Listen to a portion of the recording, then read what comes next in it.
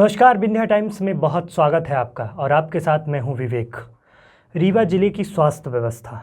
आज रीवा जिले की स्वास्थ्य व्यवस्था के लिए हम बात करने के लिए आज हमारे साथ रीवा जिले के मुख्य चिकित्सा अधिकारी, रीवा जिले के CMHO doctor BL Mishra ji हैं, जिनसे हम जानेंगे रीवा जिले की स्वास्थ्य व्यवस्था और वैक्सीनेशन, जो वर्तमान में एक बड़ी चैलेंज के रूप में सामने आया है। तो सर, बहुत बहुत स्वागत है आपका विंध्या टाइम्स में। धन्यवाद विवेक जी। सर, पहला सवाल तो हम डेंगू से शुरू करेंगे, क्योंकि डेंगू एक बड़ी समस्या बन के प्रदेश के साथ साथ ज़िले में आ रहा है। तो इसकी रोकथाम के लिए क्या उचित कदम उठाए जा रहे हैं गवर्नमेंट के द्वारा, और ज़िले में कैसी स्थितियां बन रही हैं? निश्चित रूप से विगत कई वर्षों की तुलना में इस वर्ष ज़्यादा केस पूरे मध्य प्रदेश में निकले हैं डेंगू के, और रीवा जिला भी अछूता नहीं है, क्योंकि रीवा जिला के लोग भी प्रदेश के विभिन्न जिलों में एवं देश के विभिन्न राज्यों में कार्य करते हैं। कुछ रोजगार के लिए, कुछ व्यवसाय के लिए जाते आते रहते हैं। तो निश्चित रूप से यहाँ भी हमारे यहाँ 132 केस लगभग अभी तक में हो चुके हैं और एक ही मात्र मौत हुई है।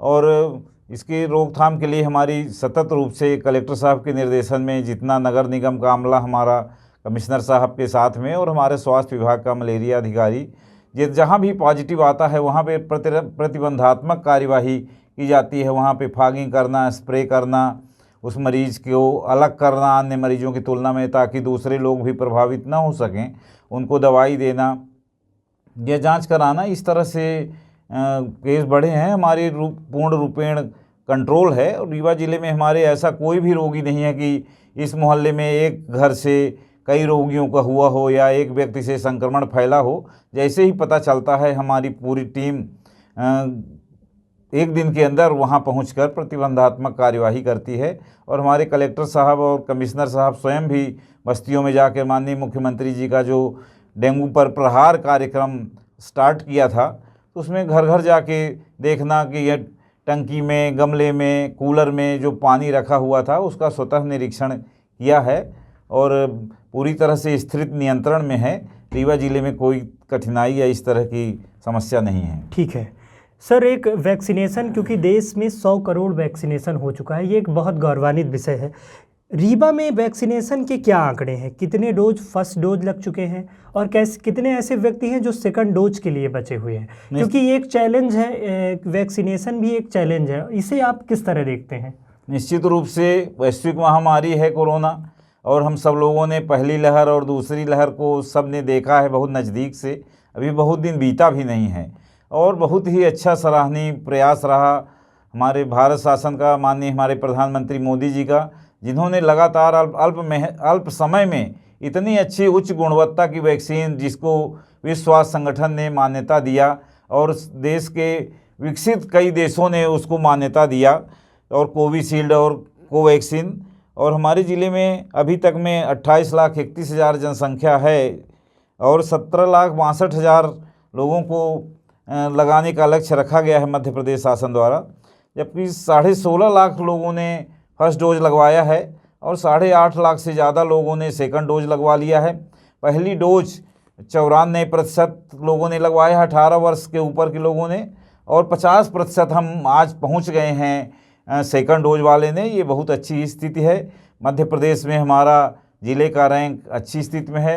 हमारे कलेक्टर साहब के सतत मॉनिटरिंग और सभी विभागों की बैठक, जनप्रतिनिधियों का, धर्मगुरुओं का, कल भी सभी महाविद्यालय के प्राचार्यों का छात्रों की सहभागिता हेतु टीचर्स के लिए बुलाया था।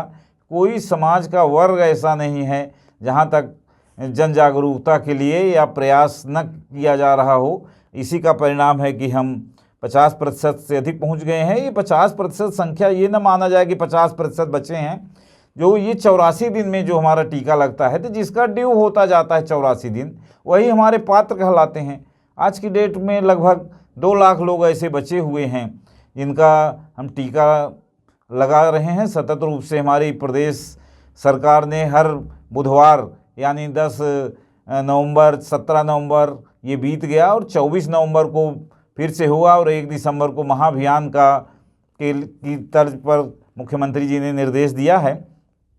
और इसके अतिरिक्त भी शनिवार रविवार को भी अलग से प्रतिदिवस रूटीन हमारा जो टीकाकरण होता है बच्चों का पहले से जो चल रहा है उसमें मंगलवार और शुक्रवार को छोड़कर प्रति दिवस हम कोविड टीकाकरण लगातार कर रहे हैं और काफ़ी उत्साह है लोगों में। कुछ चुनौती ज़रूर है, उन चुनौतियों का हम समाधान करते हुए क्रमशः आगे बढ़ रहे हैं और हमें विश्वास है कि जो मध्य प्रदेश शासन का लक्ष्य है कि 25 दिसंबर तक हम 100% कर लें सेकंड डोज, तो हम समय के पहले रीवा जिला में कर लेंगे, ये मुझे विश्वास है। बिल्कुल। और सर ने बताया कि बहुत जल्द रीवा ज़िले में 100% वैक्सीनेशन का काम पूरा किया जाएगा। जो निर्धारित डेट है 25 दिसंबर, शायद उसके पहले हो पाए। सर, वैक्सीनेशन में एक चैलेंज के रूप में सबसे बड़ा चीज़ ये देखी जा रही है कि जिन लोगों ने फर्स्ट डोज में अपने नंबर ऐड कराए, फर्स्ट डोज जब उन्होंने लगवाया तो जो नंबर दिया, लेकिन अर्बन एरिया में ये देखा जाता है कि या रूरल एरिया में भी कि सेकंड डोज में नंबर चेंज हो जाता है तो उनको फाइनल सर्टिफिकेट नहीं मिल पाता है। तो ऐसे लोग जिन्होंने फर्स्ट डोज दूसरे नंबर से और सेकंड दूसरे नंबर से लगा लिया है तो उनको फाइनल सर्टिफिकेट कैसे मिल पाएगा? ये तो खैर देखिए, ये हर प्रोग्राम के लिए है, चाहे हम खाद्यान्न लेने जाएं या बैंक का खाता में बात करें, वो ट्रायंगुलेशन जो किया है खाता नंबर, आधार नंबर, पैन कार्ड हर हितग्राही का बैंक ने। जब हम ग्रामीण क्षेत्र में हम देखते हैं, हम लोगों को भी लोग फ़ोन करते हैं गांव से, वो एक अपने फ़ोन तो अपने बात के लिए कर लेते हैं, लेकिन जब कब मैं उन्हीं के लिए बात करता हूं कि आपका ये फीडबैक है बता दूं, तो जब लगाने लगता हूं तो वो नहीं लगता। तो लोग गांव में बार बार चेंज कर देते हैं फ़ोन, ये थोड़ा सा दिक्कत तो है। लेकिन आधार कार्ड भी बताएंगे, आधार कार्ड कभी नहीं बदलता, फ़ोन नंबर वो गलत बता सकते हैं। इवन यहाँ तक भी डिलीवरी प्रसव के लिए अन्य कार्यों के लिए अस्पताल में आते हैं लोग, कुछ उपनाम लिखा देते हैं गांव में जो प्रचलन रहता है, या इतना महत्व नहीं समझते, फिर लिखा दिए, फिर आवेदन सुधरवाने ले आते हैं। ये दिक्कत तो है। ये हमारा कोविन पोर्टल भारत शासन का कोविड वैक्सीनेशन के लिए जो बनाया गया है, बिल्कुल अति मॉडर्न तरीके से बनाया गया है। सब चीज़ 1 सेकंड में पता लग जाती है और हम ये भी बता सकते हैं कि पहला डोज मोबाइल नंबर से ही कि कब लगा था। बहुत लोग भूल जाते हैं कि पहला डोज हम कब लगाएं, दूसरा कब ड्यू है, उनको मालूम ही नहीं है। तो इस तरह से दिक्कतें तो होती हैं। आधार नंबर भी दें, बुलाएं, और एक ही नंबर न केवल टीकाकरण के लिए, हमारी अपील है कि एक ही मोबाइल नंबर सबको रखना चाहिए, वो हमेशा हर योजना के लिए इनका काम आएगा। और आधार नंबर से अपना बता सकते हैं कि फर्स्ट डोज कब लगा था, उसको सेकंड डोज लगा के हम उसकी एंट्री कर सकते हैं। ठीक है सर। रीवा ज़िले की स्वास्थ्य व्यवस्था के बारे में अगर बात करें तो ग्रामीण एरिया में सर एक बड़ी समस्या है झोला छाप डॉक्टरों की। तमाम प्रयास किए जाते हैं गवर्नमेंट के द्वारा भी, लेकिन जिस तरह लगाम उसमें लगनी चाहिए तो नहीं लग पा रही है। उसके लिए जिला प्रशासन के द्वारा, जिला स्वास्थ्य विभाग के द्वारा क्या कार्रवाइयाँ हो रही हैं, क्या चीज़ें चल रही हैं? शासन की योजना है जनता को पढ़े लिखा चिकित्सक ही इलाज करे, और वहाँ उन्हीं को दिखाना चाहिए, हमारे सभी ग्रामीण जनों को, चाहे शहरी जनों को। जब वो बीमारी जानेगा तभी तो इलाज करेगा। झोला छाप डॉक्टरों की ये समस्या है सब जगह की, और जिला प्रशासन या शासन की भी मंशा है। और मैं आपको बता दूं, अभी इसी महीने नर्सिंग होम एक्ट भी बदल गया है। नर्सिंग होम का इस हिसाब से डिज़ाइन किया गया है, गजट नोटिफिकेशन हो गया है, ताकि उच्च गुणवत्ता की सेवाएं हमारे मरीजों को नर्सिंग होम में ही मिल सकें। इसी से अंदाज लगा लीजिएगा आप शासन की क्या मंशा है कि झोला छाप लोगों को विरोध में हम लोग कार्य कर रहे हैं। लगातार हमारी टीम बनी हुई है और हम छापा मार रहे हैं। कई नर्सिंग होम को मैंने लाइसेंस निरस्त कर दिया है। अब शासन में प्रति सप्ताह हम लोगों को उससे मांगा जाता है कि कितने नर्सिंग होम का निरीक्षण किया, कितने नर्सिंग होम को नोटिस दिया, कितने के विरुद्ध कार्यवाही की गई, कितने को लाइसेंस रद्द किया गया। तो सतत रूप से ये हमारी टीम काम कर रही है और हमारी पूरी कोशिश है यहाँ कुछ बाहर से भी कुछ चिकित्सक ग्रामीण क्षेत्र जनता की भावनाओं का दुरुपयोग करते हुए उनका इलाज करते हैं और लूट के ले जाते हैं। और कैलाश होटल में मैंने छापा मारा था पिछले महीना, और कुछ मुझे और भी जानकारी है। निकट भविष्य में मैं यहाँ रीवा ज़िले में बाहर के चिकित्सक जो नीम हकीम आते हैं उनका ये गोरख धंधा पूर्ण रूपेण बंद कर दूंगा। ठीक है सर। ग्रामीण क्षेत्र में स्वास्थ्य व्यवस्था की अक्सर चैलेंजिंग चीज़ें होती हैं क्योंकि डॉक्टर वहां जाना नहीं चाहते हैं, और इस कारण से स्वास्थ्य व्यवस्था में अक्सर प्रश्न चिन्ह उठते हैं। तो इस चैलेंज को आप किस तरह देखते हैं सर? इस क्षेत्र में हमारे रीवा ज़िले में मुझे खुशी है और मैं अपना सौभाग्य समझता हूँ कि कभी भी 5 साल पहले में आज में ज़मीन आसमान का अंतर है। कोई ग्रामीण क्षेत्र में जाना नहीं चाहते, ये मैं नहीं बोल रहा हूँ। हमारे जितने भी सामुदायिक स्वास्थ्य केंद्र, प्राथमिक स्वास्थ्य केंद्र हैं, सब जगह हमारे MBBS चिकित्सक पदस्थ हैं। दूरस्थ अंचल ले लीजिए, रायपुर, सुनौरी, गढ़ी, जबा का डभौरा, हनुमना का हाटा, पहाड़ी, एवं पिपराही, वहाँ भी मेडिकल ऑफिसर हैं। और सभी हमारी स्वास्थ्य सेवाएं, शासन का जो घर, वहाँ से बैठ के भी हम रोगियों का पैथोलॉजिकल जांच और अति आवश्यक जितना गर्भवती महिलाओं एवं अन्य लोगों के लिए blood pressure, diabetes, HIV, haemoglobin, blood sugar, ये सभी जांच सभी स्वास्थ्य केंद्रों में हो रही हैं। और वहाँ अलग से लैब टेक्नीशियन है, मेडिकल ऑफिसर हैं, स्टाफ नर्स की सब जगह पदस्थापना कर दी गई है। और रीवा ज़िले के लिए हम पहले बता चुके हैं, हमारा सौभाग्य है कि एक दूरस्थ अंचलों में भी 2 से 3 डॉक्टर पदस्थ हैं। तो हमारे पास डॉक्टरों की दूसरे ज़िलों में समस्या हो सकती है, लेकिन रीवा ज़िले में कोई समस्या नहीं है। मैं सतत रूप से मॉनिटरिंग कर रहा हूं और इस दिशा में कोई चिंता की बात नहीं है। ठीक है सर, एक सवाल ये होता है कि प्रदेश के साथ साथ ज़िले में कई जगह एक बड़ी समस्या स्वास्थ्य विभाग के लिए होती है अवैध पैथोलॉजी की।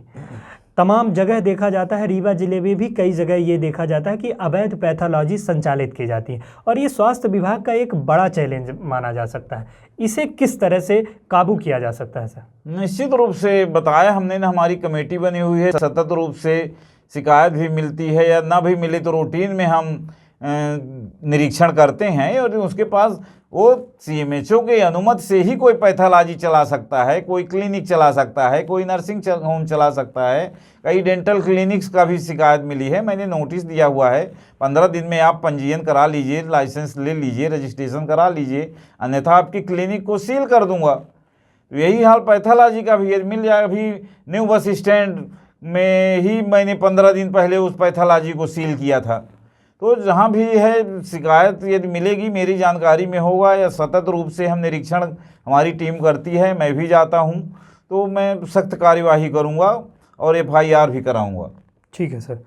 दवाइयाँ एक बहुत महत्वपूर्ण, एक मरीज के लिए सबसे महत्वपूर्ण भूमिका निभाती हैं। दवाइयों की कालाबाजारी के लिए अक्सर देखा जाता है, नई गढ़ी में भी कुछ समय पहले छापा पड़ा, जिसमें कई बार ये देखा जाता है कि गवर्नमेंट की दवाइयाँ बाहर बेची जाती हैं और उसकी कालाबाजारी की जाती है। इसके रोकथाम के लिए जिला प्रशासन, जिला स्वास्थ्य मंत्रालय द्वारा क्या स्थितियाँ की जा रही हैं? नहीं, ये तो इस तरह की शिकायतें तो नहीं होना चाहिए, होंगी भी नहीं, मेरे संज्ञान में भी नहीं है। जो हमारी दवाइयां हैं सप्लाई होती है MPS सेल से, जो ऑनलाइन हम लोग दवाइयों को ऑर्डर करते हैं, उसमें पीछे सील लगी रहती है, MP government supply not for sale, तो ये लिखा भी रहता है। और हमारी रोज़ का रोज़ ऑनलाइन हम स्टॉक होता है, एंट्री होती है और डेली बुकिंग होती है उसका, कितना किस मरीज को दिया गया, और ऑनलाइन इसका ऑडिट हम करवाते हैं। और ऑडिट भी करवाने के लिए मैंने ऑर्डर कर दिया है। हर स्वास्थ्य केंद्र का, मेडिसिन का, इक्विपमेंट्स का, उपकरण का मैं ऑडिट करा रहा हूं। विगत कुछ वर्षों से नहीं हुआ ये ऑडिट, मैंने अभी आदेश कर रहा हूं, इसको भी कराऊंगा।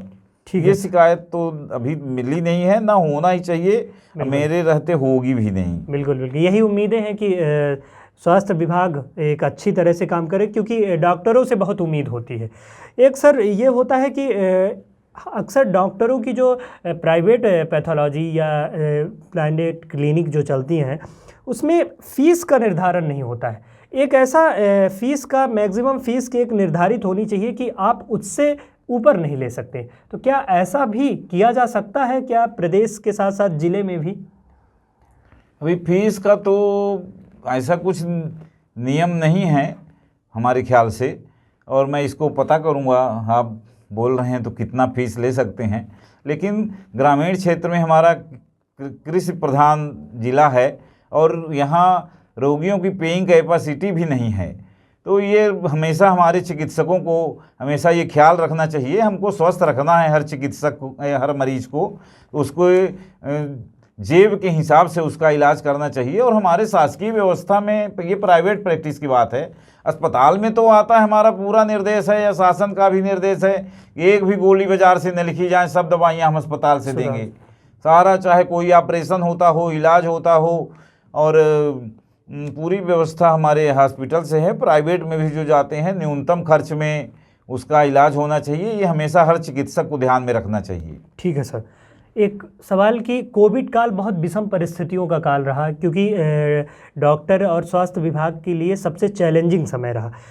कई बार ये देखा गया कि जब कोरोना काल में लोगों की डेथ हुई, लेकिन उनकी जो रिपोर्ट आई गई वो पॉजिटिव आई, निगेटिव आई, लेकिन उनकी जब सीटी स्कैन हुआ तो उसमें कोविड के सारे लक्षण हुए और उनकी डेथ होती है, लेकिन उनको इस कारण से सर्टिफिकेट नहीं बन पाया।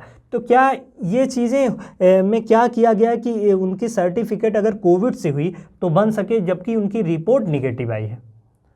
देखिए, इसमें माननीय मुख्यमंत्री जी ने हमारे बहुत सेंसिटिव हैं, और मरीजों के लिए जिनकी डेथ हुई है या उनके जो बच्चे अनाथ हुए हैं उनके लिए योजना बनाया, अनुकंपा नियुक्ति की योजना बनाया, और कोविड योद्धा के लिए योजना बनाया, और जो बच्चे अनाथ हो गए हैं जिनके माता पिता दोनों कोविड से डेथ हुई है उनके लिए 5,000 रुपये प्रति महीना दिया है। बहुत ही सराहनीय कदम है मुख्यमंत्री जी का। और रह गई बात जो आप बोल रहे हैं, तो इसमें कोविड से डेथ हुई, तो कोविड के डेथ का मतलब ये है कि पॉजिटिव आना चाहिए, वो लैब तक आया हो, जिसको सर्दी जुकाम उस समय जो लक्षण था कोविड से, सर्दी जुकाम का लंबा बुखार आना, सांस फूलना या इस तरह का दर्द हो, फिर बाद में कई लक्षण आ गए कि हम सूंघ न पाएँ ठीक से, स्वाद न ले पाएँ, या पेट में दर्द है, दस्त है, ये भी लक्षण बाद में इस तरह वाले लोग भी आने लगे। तो वो हॉस्पिटल आए या पहले लैब में आए, जांच कराएं। जांच में यदि पॉजिटिव आया, ज़्यादा तकलीफ है, भर्ती हुआ, दुर्भाग्य से बेचारे की मौत हो गई, तो जब हमारा सर्टिफिकेट देंगे हम उसको, तो पॉजिटिव की सर्टिफिकेट देंगे कि ये व्यक्ति कोविड पॉजिटिव से इसकी मौत हुई है। जब उसका पॉजिटिव है ही नहीं तो कोविड से मौत कैसे दे सकते हैं? तो वो तो सर्टिफिकेट नहीं बनेगा, ये बनेगा कि इसकी डेथ हुई है।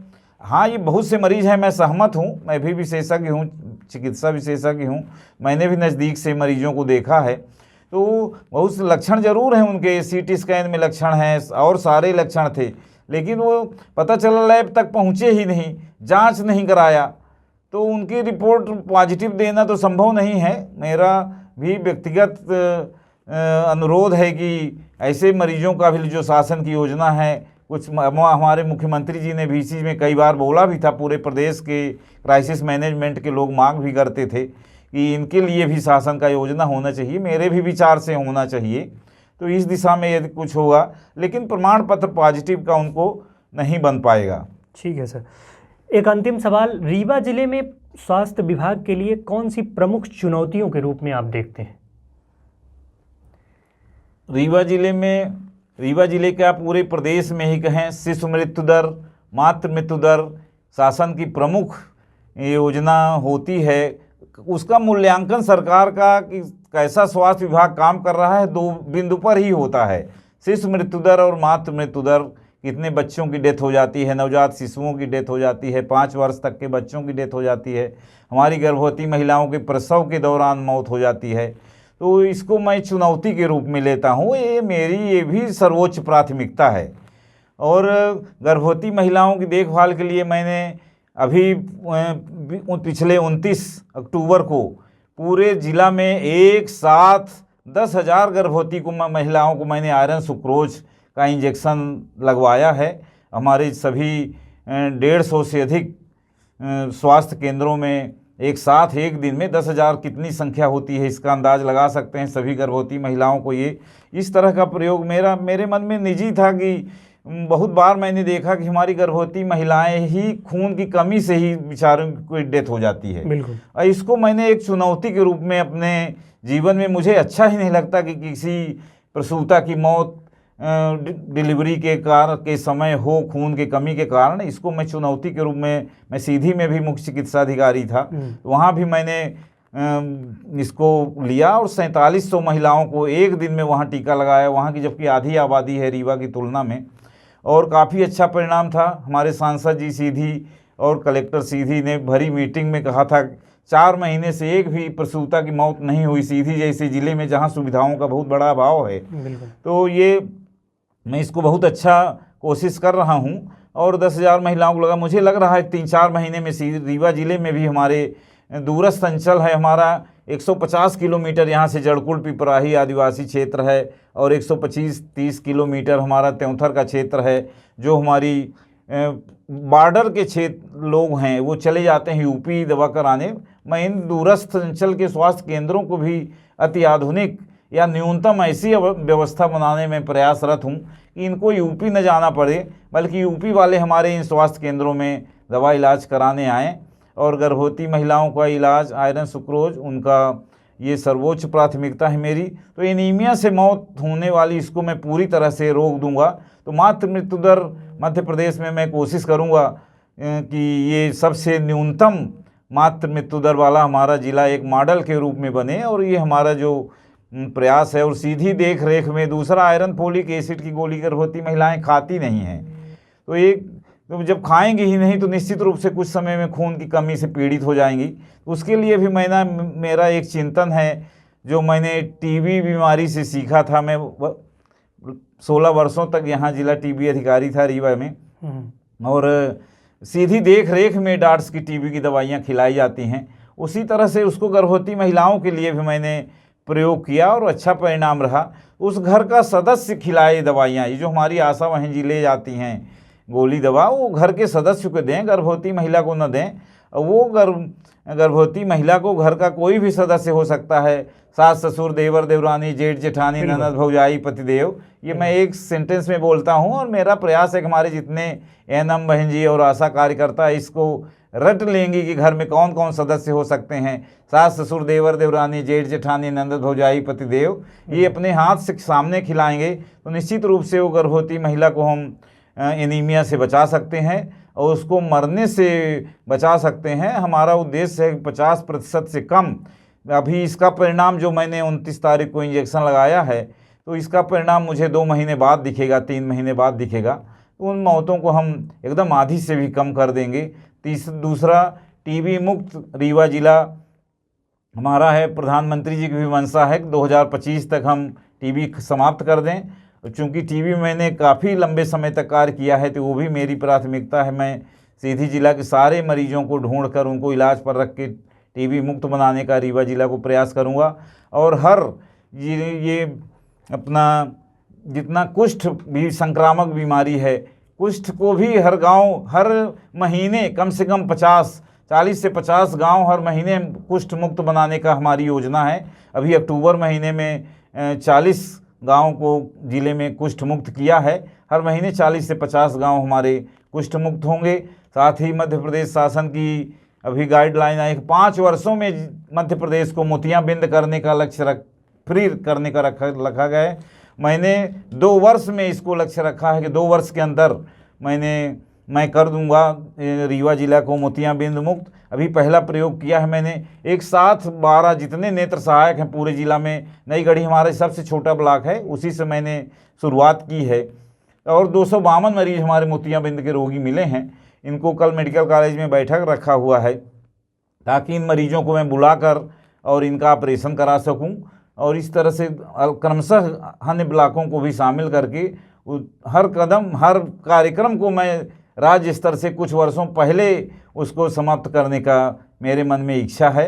और तीसरा, जो 30 वर्ष से ऊपर के लोग हैं, ब्लड प्रेशर, डायबिटीज़ की समस्याएं बढ़ती जा रही हैं, कैंसर की समस्या बढ़ती चली जा रही है, ये भी हर सबका स्क्रीनिंग हो जाए और निःशुल्क हर स्वास्थ्य केंद्र में जांच होने लगे, इलाज होने लगे। आधी रात को लकवा का मरीज या डायबिटीज़ के कॉम्प्लिकेशन से न भर्ती हो, डायलिसिस में के लिए ना आना पड़े, कंट्रोल रहे सबका, पहले ही पता चल जाए, किडनी ट्रांसप्लांटेशन की ज़रूरत न पड़े। ये जो बीमारियों का बोझ है इसको मैं कम करने का प्रयास करूँगा कि हर व्यक्ति तक स्वास्थ्य, अंतिम व्यक्ति जो हमारा है गाँव का, उस तक भी स्वास्थ्य सेवा पहुँचे, यही मेरा उद्देश्य है। ठीक है सर के द्वारा बताया गया कि तमाम ऐसी सुविधाएं जो सरकार के द्वारा दी जाती हैं उन लोगों तक पहुंचाने का कार्य सर के द्वारा किया जा रहा है, और एक अच्छी व्यवस्था, क्योंकि अभी आपको बताया गया कि प्रसूदा मौत जो एक कठिन एक गंभीर समस्या है ज़िले के लिए, उसके लिए सर के द्वारा लगातार कार्रवाइयाँ की जा रही हैं। उसमें जितना हो सक रहा है उसमें कार्रवाइयाँ हो रही हैं। इसके अलावा टीबी, मोतियाबिंद जैसी गंभीर समस्याओं के लिए आप हमेशा ज़िले की स्वास्थ्य व्यवस्था के लिए हमेशा अग्रसर हैं और हमें उम्मीद है कि ज़िले की स्वास्थ्य व्यवस्था आने वाले समय में आपके निर्देशों में बेहतर बनेगी। सर, एक अंतिम सवाल, कोविड एक बड़ी समस्या, क्योंकि थर्ड वेव की भी बातें सामने आ रही थी, तो क्या निर्देश देना चाहेंगे रीवा ज़िले की जनता को, क्योंकि जिस तरह सारी चीज़ें खुल चुकी हैं, मास्क लगाना लोग छोड़ते जा रहे हैं, तो उस ज़िले की जनता को क्या निर्देश देना चाहेंगे कि वो आने वाली इस वायरस के प्रकोप से बच सकें और ऐसी परिस्थितियां दोबारा ना हो सकें? निश्चित रूप से आपका बहुत ही सराहनीय और बहुत ही अच्छा प्रश्न है। कोरोना अभी गया नहीं है, ये सबको ध्यान में रखना चाहिए। हमारे मुख्यमंत्री जी ने क्रमशः देखें प्रतिबंध कितने सारे लगे थे, मॉल खोलना, टाकीज खोलना, स्कूल पूरी क्षमता के साथ खोलना, पूरे कार्यालय खोलना, और इसको बहुत दिनों तक रोका भी नहीं जा सकता, अन्यथा हम पिछड़ जाएंगे इस युग में। ये बड़ा सराहनीय कदम था हमारे मध्य प्रदेश सरकार का, और हमारी यही अपील है कि ये याद रखें कि कोरोना अभी गया नहीं है। मास्क लगाना नहीं भूलें, हमेशा घर से बाहर निकलें तो मास्क लगाएं, भीड़ भाड़ से अनावश्यक बचें। भले ही शासन ने कह दिया कि पूरी क्षमता से बारात जाए, पूरी क्षमता से लोग सुख दुख में शामिल हों, लेकिन ये इसको ध्यान में रखना चाहिए, जितना ज़रूरी हो उतना ही जाइए, जितना बाज़ार में यदि ज़रूरी है तभी जाइए, मास्क लगा के जाइए, सैनिटाइज़र और सोशल डिस्टेंसिंग का पालन करें, उसी तरह से दूर से प्रणाम करते रहें, हाथ मिलाना, गले मिलना, इन सब चीज़ों से दूर रहें। और यदि सर्दी जुकाम बुखार का एक भी दिन का लक्षण है तो कोविड का टेस्ट आज भी हम कर रहे हैं। 1300 हमारे ज़िले का लक्ष्य है, अभी 1200-1300 प्रति दिवस हम जांच करा रहे हैं। हमारे जितने भी स्वास्थ्य केंद्र हैं वहाँ फीवर क्लिनिक में कोविड की सैंपलिंग होती है, रेलवे स्टेशन में होती है, तो आप उसका लाभ लीजिए ताकि जल्दी से जल्दी पता चल सके। अभी 3 महीने से एक भी केस हमारे रीवा ज़िला में नहीं आया है, 4 महीने से। यदि इसी दिशा में हम लोग चलते रहेंगे तो कभी भी कोरोना हमारे ज़िले में प्रवेश नहीं कर सकेगी। उसी दिशा में हम काम कर रहे हैं। फिर से टीका कोविड का ज़रूर लगवाएं, और दूसरा डोज जिसको ब्लड प्रेशर है, डायबिटीज़ है, कैंसर है, थायराइड है, लकवा है, हार्ट की डिजीज़ है, और 18 वर्ष के ऊपर जो अभी 18 वर्ष के हो गए हैं, 2003 में जन्म हुआ है, तो ऐसे सभी लोग निश्चित रूप से बहुत ही सुरक्षित टीका है, और समय सीमा में 1 महीना के अंदर हम ज़िले में 100% लोगों को लगा लें और इसमें सहयोग करेंगे तो निश्चित रूप से हमारा स्वास्थ्य विभाग और हमारा जिला प्रशासन आपके स्वास्थ्य के लिए हम हर तरह से पूरा व्यवस्था करेंगे और आपके स्वास्थ्य का हम हमेशा ध्यान रखेंगे। ठीक है, तो ये थे हमारे साथ रीवा जिले के मुख्य चिकित्सा अधिकारी डॉक्टर BL मिश्रा, जिन्होंने बताया कि हमें कोरोना से बचने के लिए तमाम गाइडलाइनों का भी पालन करना ज़रूरी है। मास्क लगाना, उचित दूरी बनाना, इसके अलावा जिनको फर्स्ट डोज लग चुकी है, सेकंड डोज नहीं लगी है, वो आगे आकर डोज लगवाएं, ताकि हम अपने देश को, अपने प्रदेश को, अपने ज़िले को, अपने क्षेत्र को हम कोरोना मुक्त बना सकें। बहुत बहुत धन्यवाद।